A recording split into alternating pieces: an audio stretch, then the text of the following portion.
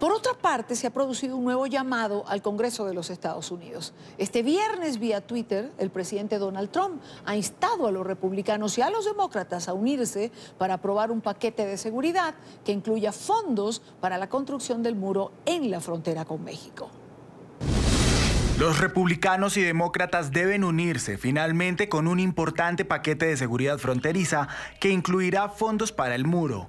Después de 40 años de conversaciones, por fin ha llegado el momento de pasar a la acción. Arreglen la frontera de una vez por todas, ahora. Son las 4:38 minutos en Costa Este, y en esta parte del programa quiero darle la bienvenida a Arnulfo Valdivia Machuca, ex embajador de México en Colombia. Señor Valdivia, gracias por acompañarnos. Bienvenido, buena tarde para usted. Y Dania, qué gusto saludarles como siempre y muchas gracias. Igualmente para nosotros. ¿Vuelve el muro a ponerse sobre la mesa? ¿Es una solución o sigue siendo una promesa de campaña no cumplida a la que el presidente Trump regresa cada cierto tiempo? A ver, Idania, esto claramente es una promesa de campaña que además obedeció a lo que hoy vuelve a obedecer, que es el uso electoral, el uso político de esta tragedia humanitaria en este caso, pero en general el tema de la migración como pues una herramienta más de un discurso orientado a conseguir algo muy concreto que es votos. Ayer lo veíamos, se produjo este cierre en la frontera de Tijuana por más de 10 minutos y el caos fue absoluto. ¿Esto es un preludio de lo que puede ocurrir en caso de que la frontera se cierre? A ver, obviamente este tema del uso del cierre de la frontera otra vez es una herramienta que la Casa Blanca, que el presidente Trump está utilizando en un momento en el que la aprobación de los fondos para su plan fronterizo, que entre otras cosas incluye el muro, está en duda. Es decir, es una forma de presionar por todos los lados posibles para que sus objetivos y sus fines presupuestales se cumplan y a final de cuentas le ayuden a cumplir esas promesas de campaña, ¿no? El problema es que cerrar la frontera México-Estados Unidos implica algo que yo no sé si ellos tengan cuantificado o lo tengan claro, pero tú sabes que esa es una frontera por la que cruzan $1 millón de mercancías por minuto, Idania. No estoy diciendo algo descabellado. $1 millón de mercancías por minuto y 1 millón de personas documentadamente diario. 1 millón de personas diarias. Yo tenía, por ejemplo, que 40,000 vehículos, por lo menos en el paso de San Isidro, del lado del estado de California, pueden llegar a cruzar hasta 40,000 vehículos por día. Ese es en uno de los cruces. Que es el de San Isidro, que sin duda alguna es el más ocupado de toda la frontera. Pero la frontera México-Estados Unidos, que mide aproximadamente 3,000 kilómetros de largo, tiene más de 20 o 25 cruces formales, incluida una panga ahí por Roma, Texas, un ferry.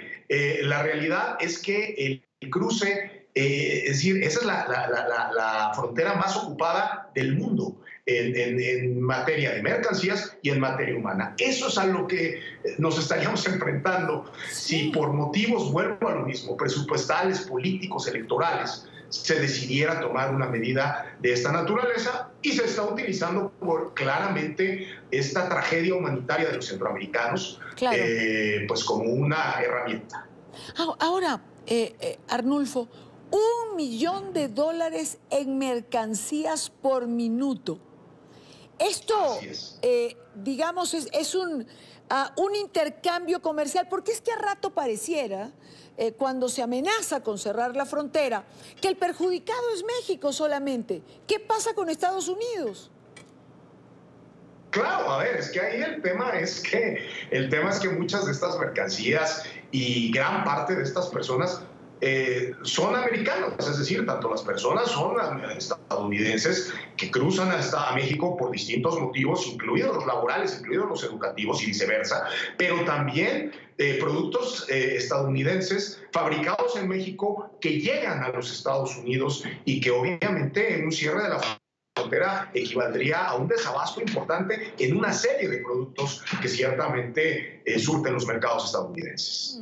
Ahora, ¿por qué enfocar siempre cuando se habla? Es decir, insisto en esto, pareciera que el perjudicado es solamente México. Y esto que usted está diciendo es importante, el desabastecimiento de productos que van de México a los Estados Unidos. Es decir, esto es una pérdida en doble vía.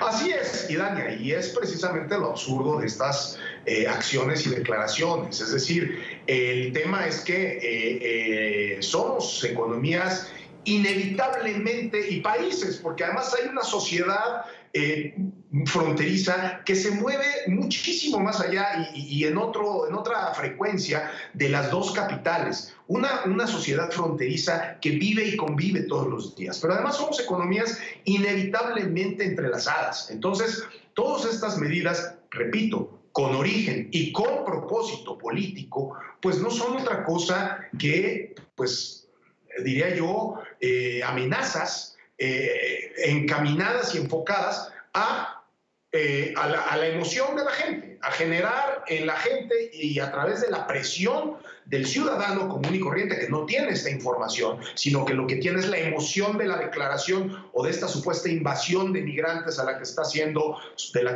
supuestamente objeto de Estados Unidos, como la única fuente de información.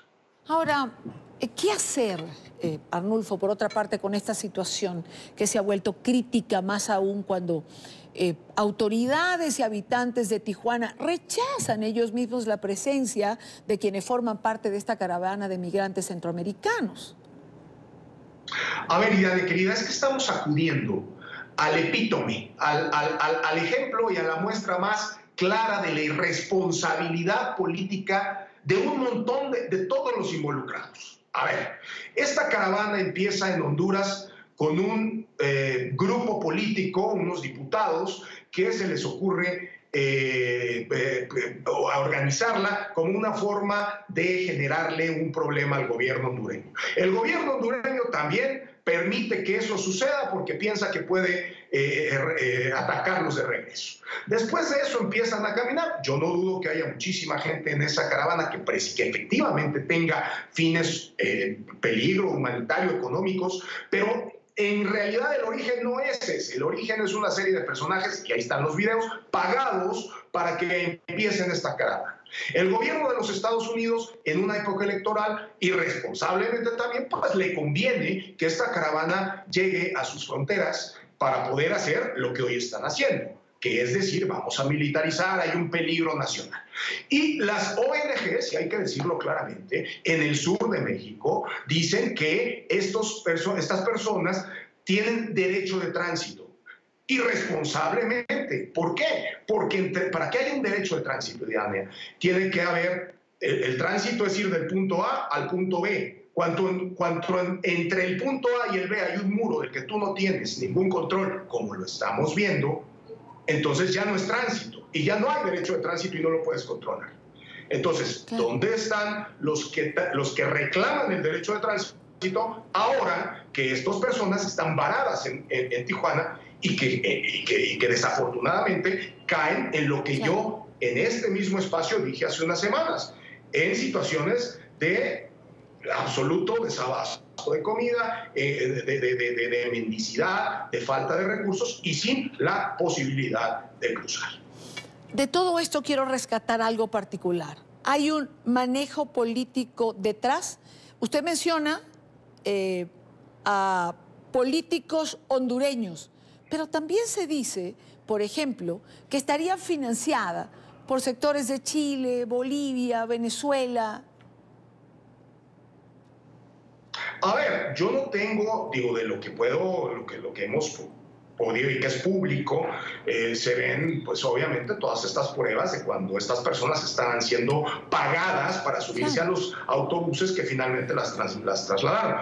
No tengo más pruebas que esas, puede ser, pero lo que sí puedo decir es que efectivamente ha sido un manejo político de todo el mundo, porque a todo el mundo, por una razón u otra, le convenía políticamente que esto pasara. Desafortunadamente, a los únicos que no les conviene es precisamente a los señores que llevan ahí 4,000 kilómetros caminando, y a todas las poblaciones y a los ciudadanos de todas las poblaciones por donde ellos han ido pasando.